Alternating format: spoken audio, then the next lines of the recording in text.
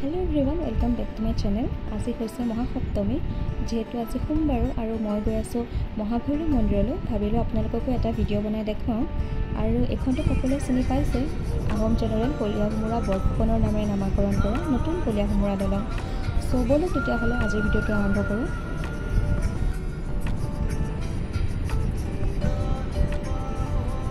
और एया आमी आहि पाई गलोहि महाभैरव मंदिर बाहिৰৰ পৰা চাকি বন্তি কিনি আমি ভিতৰলৈ সোমাই গৈছোঁ।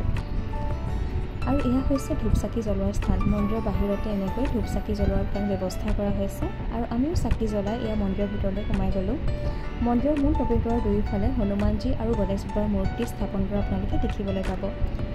এই মন্দিৰৰ বিষয়ে ক'বলৈ গ'লে দাপৰ যুগতে অসুৰৰ ৰজা বানাসুৰে মন্দিৰভাগ স্থাপন কৰিছিল। প্ৰথমতে কিন্তু মন্দিৰভাগ শিলেৰে নিৰ্মাণ কৰা হৈছিল, কিন্তু প্ৰচণ্ড ধুমুহাৰ ফলত মন্দিৰৰ মূল তোৰণভাগ ভাগিবলৈ ধৰে, যাৰ কাৰণে এই মন্দিৰভাগক পুনৰ স্থাপন কৰিবলগীয়া হয়। কথিত আছে যে বানৰজাৰ জীয়ৰী উষাই ইয়াত সদায় পূজা অৰ্চনা কৰিছিল। এই মন্দিৰৰ মূল শিৱলিংগভাগ সমগ্ৰ এছিয়াৰ ভিতৰতে সৰ্ববৃহৎ শিৱলিংগসমূহৰ ভিতৰত অন্যতম বুলি কোৱা হয়। আৰু যেহেতু আজি মহাসপ্তমী আৰু মন্দিৰৰ বাহিৰতে মাৰ প্ৰতিমা স্থাপন কৰা হৈছিল আৰু আমিও মাৰ ওচৰত সেৱা জনালোঁ।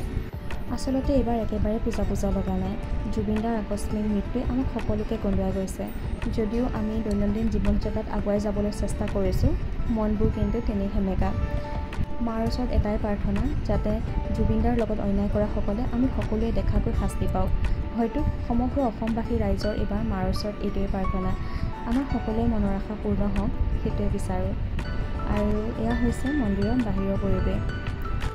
মই যিহেতু দৰং কলেজতে পঢ়া, সেয়েহে এই মন্দিৰলৈ প্ৰায়ে আহি থকা হৈছিলে। মনটো ভালেই হওক বা বেয়া, ইভিনিং ইয়ালৈ আহিলে মনটো যেন একদম শান্ত হৈ গৈছিলে।